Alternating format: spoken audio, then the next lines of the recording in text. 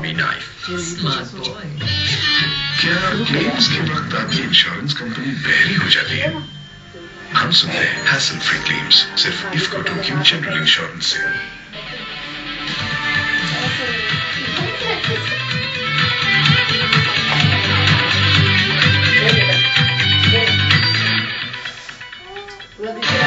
Break नंतर star city मध्ये आपलं पुन्हा एकदा स्वागत। आजच्या स्टार मुलाखत मध्ये आपण भेटणार आहोत यंग सायंटिस्ट विश्वास चव्हाण यांना। बायोडायव्हर्सिटीच्या संदर्भात जगभरातून माहिती एकत्र करण्याचं काम ज्या आंतरराष्ट्रीय प्रकल्पाद्वारे केलं जाणार आहे त्याच्या प्रमुखपदी त्यांची निवड करण्यात आली आहे। बुलढाण्याच्या एका छोट्याशा गावात जन्मलेल्या या सायंटिस्टनं आपल्या बुद्धिमत्तेची चमक जगाला दाखवून दिली आहे। आमचे प्रतिनिधी व्यंकटेश चपळगावकर यांनी त्यांच्याशी मारलेल्या मनमोकळ्या गप्पा आपण पाहूया। नमस्कार, स्टार माझाच्या स्टार मुलाखत सदरामध्ये आपलं स्वागत आहे। आज आपण भेटणार आहोत पुण्याचे एक यंग सायंटिस्ट जे सध्या डेन्मार्कमध्ये स्थायिक आहेत आणि डेन्मार्कमधून ते एका अतिशय मोठ्या प्रकल्पावर काम करत आहेत। येत्या काही काळात आपली जी जैवविविधता आहे या जैवविविधतेचं रक्षण करण्याचं काम पूर्ण जगामध्ये चालू आहे आणि त्यासंबंधीचा एक महत्वाचा प्रकल्प सध्या जगामध्ये राबवला जातोय आणि त्या प्रकल्पाचे एक प्रमुख म्हणून विश्वास चव्हाण हे पुण्याचे राहणारे सायंटिस्ट आहेत, ते आज आपल्याबरोबर आहेत। आपण ते या प्रकल्पाचं काम बघतायत। आज आपण बोलणार आहोत विश्वास चव्हाण यांच्याशी।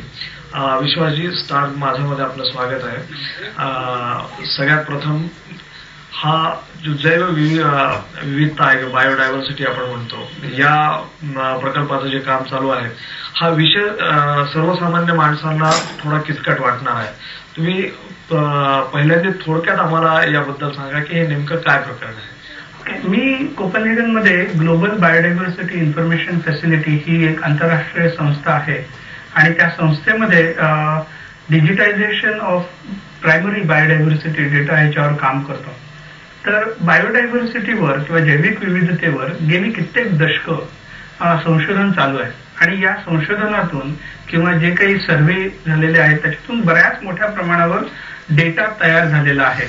पण हा डेटा विखुरलेला आहे, वेगवेगळ्या संस्थांमध्ये किंवा वेगवेगळ्या संशोधकांपर्यंत तो मर्यादित आहे आणि हा डेटा जो आहे तो सामान्यपने एका ठिकाणी उपलब्ध होऊ शकत नाही आणि असा हा डेटा जर एका ठिकाणी उपलब्ध झाला नाही तर जे आपण डेटाच्या वर पृथक्करण करतो किंवा अनालिसिस करतो त्यातून जे अनुमान काढले जातात ते आपल्या पावसाच्या अनुमानासारखे कधीही खरे न ठरणारे असू शकतात।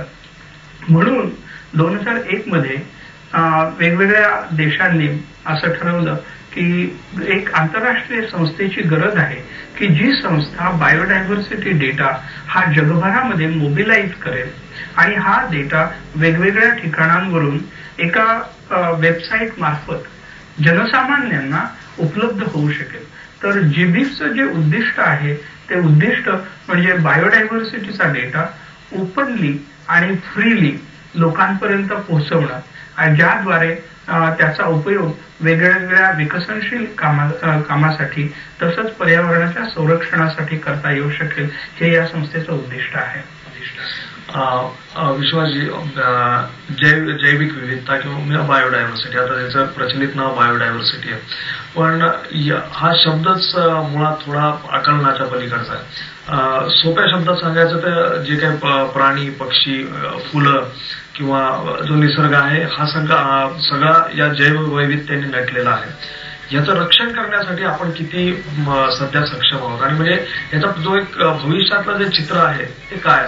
मी मगाशी म्हटल्याप्रमाणे की सध्या आपणच काय जगातल्या बरेच देश ह्या जैविक विविधतेचं किंवा निसर्गाचं संरक्षण करण्यासाठी सक्षम नाहीये। त्याचं कारण आहे की जे काही रिसर्च होतं किंवा जे काही अनालिसिस होतं, पृथक्करण होतं, ते डेटा डेफिशियंट असलेल्या अशा माहितीवर आधारित आहे आणि खऱ्या अर्थानं जर पर्यावरणाचं संरक्षण करायचं असेल तर अशी एक परिस्थिती आली पाहिजे की ज्या वेळेला डेटा एनरिच्ड एन्व्हायरमेंट असू शकेल की ज्याच्यावर तुम्ही अनालिसिस आणि पृथक्करण करू शकाल।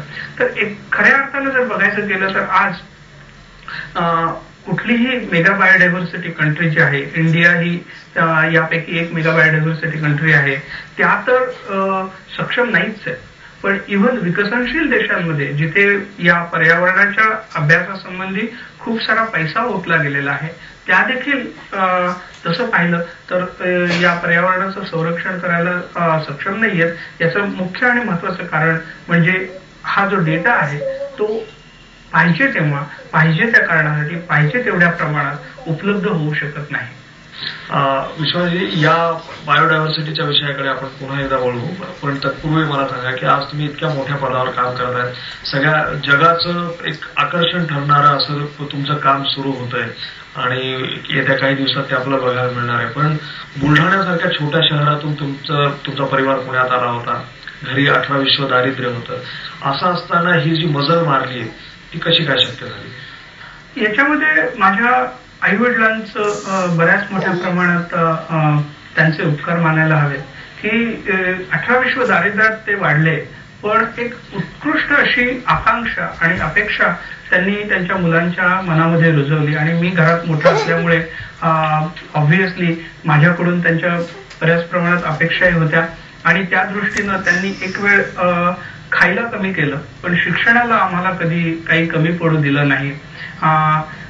आम्ही 10 बाय 10च्या 1000 छिद्र असलेल्या खोलीत जरी राहिलो तरी आम्हाला वेळोवेळी लागणाऱ्या शिकवण्यांसाठी पैसे मात्र आईनी गळ्यातलं मंगळसूत्र विकून आमच्यासाठी उभे केले. आणि तिच्या कष्टाचं आणि वडिलांच्या कायम प्रोत्साहनामुळे आज या ठिकाणी त्यांचा महत्वाचा वाटा माझ्या आणि माझ्या भावंडांच्या यशामध्ये आहे असं मला वाटतं. विश्वनाथजी, भारतातल्या अनेक मोठ्या मोठ्या संस्थांवर तुम्ही काम केलेलं आहे, तुमचे पेपर्स अनेक ठिकाणी वाचले गेलेत, अनेक ज्या सायन्समध्ये काम करण्यासह त्याच्यात सायंटिस्ट म्हणून तुम्ही काम केलंय. हे सगळं असताना बायोडायव्हर्सिटीच्या क्षेत्रामध्ये कसे आला? मला पहिल्यापासून निसर्गात फिरायला खूप आवडतं आणि मी साधारण BSc मध्ये असताना आम्हाला टॅक्सॉनॉमीमध्ये बेडकांचं वर्गीकरण असा एक प्रश्न नेहमी यायचा. हे बेडकांचं वर्गीकरण कधी मला लक्षात राहिलं नाही, किंबहुना कित्येक वेळा मला कुठेतरी असं लिहून ते लक्षात ठेवावं लागलं आणि खूप कष्ट करावे लागले. तर तेव्हापासून मनात एक इच्छा होती की हे जे वर्गीकरण आहे, जे इतकं क्लिष्ट आहे, निसर्ग समजणं, निसर्ग तसा सोपा आहे पण समजावून